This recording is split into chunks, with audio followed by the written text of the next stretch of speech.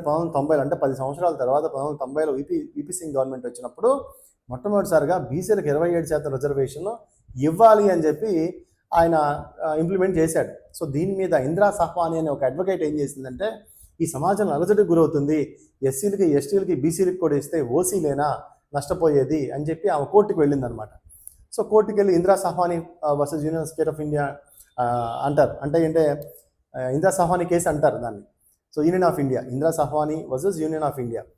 ఈ కేసులో సుప్రీంకోర్టుకి వెళ్తే ఏం చెప్పిందంటే, సుప్రీంకోర్టులో చాలా తీవ్రంగా వాదనలు చేసి ఏమంటుందంటే, మీరు ఈ సమాజంలో అందరికీ రిజర్వేషన్స్ 60% రిజర్వేషన్లు ఇచ్చేస్తే ఓపెన్ కేటగిరీలో ఓన్లీ 40% ఉంటే సో ఓసీలకు చాలా తీవ్రమైన అన్యాయం జరుగుతుంది, మెరిట్ అనేది పోతుంది, అంతా రిజర్వేషన్లో ఉంటారు అని చెప్పి ఆమె పెద్ద ఎత్తున ఫైట్ చేయడం జరిగింది.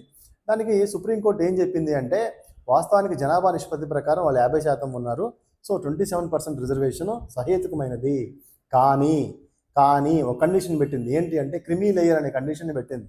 సో ఎస్సీ ఎస్టీల్లో క్రిమీ లేయర్ లేదు, కానీ బీసీల్లో మాత్రం ఓబీసీ అంటే ఏంటంటే, బీసీకి ఓబీసీకి తేడా ఏంటంటే, ఓబీసీ అంటే కేంద్ర ప్రభుత్వ స్థాయిలో కేంద్ర ప్రభుత్వ ఉద్యోగాలు కానీ కేంద్ర ప్రభుత్వ విద్యా సంస్థలు వెళ్ళినప్పుడు ఓబీసీలుగా పరిగణిస్తారు. వాళ్ళకి 27% రిజర్వేషన్ ఇస్తారు. 27% మూలం ఏంటి? Mandal commission report. ఇంప్లిమెంట్ చేసింది ఎవరు? విపి సింగ్. మొదట కమిటీ కాన్స్టిట్యూషన్ చేసింది ఎవరు? మొరార్జీ దేశాయ్. ఈ కమిటీకి నేతృత్వం వహించింది ఎవరు? బిపి మండల్. ఓకే, సో ఇట్లా 27% రిజర్వేషన్ వస్తుంది. సో ఇందిరా సహ్వాని కేసులో సుప్రీంకోర్టు ఏం చెప్పింది అంటే, లేదమ్మా ఇది ఇవ్వాల్సిందే అని చెప్పింది. అయితే క్రిమీ లేయర్ అనే పదం తీసుకొచ్చింది. ఎవరికైతే 8 లక్షల పైన ఆదాయం ఉంటుందో బీసీలకి, వాళ్ళకి రిజర్వేషన్ 27% వర్తించదు అని చెప్పి తీసుకొచ్చింది. సో ఈ క్రిమీ లేయర్ సిస్టమ్ మీద కూడా బీసీ సంఘాలు పెద్ద ఎత్తున ఫైట్ చేస్తూ ఉంటాయి.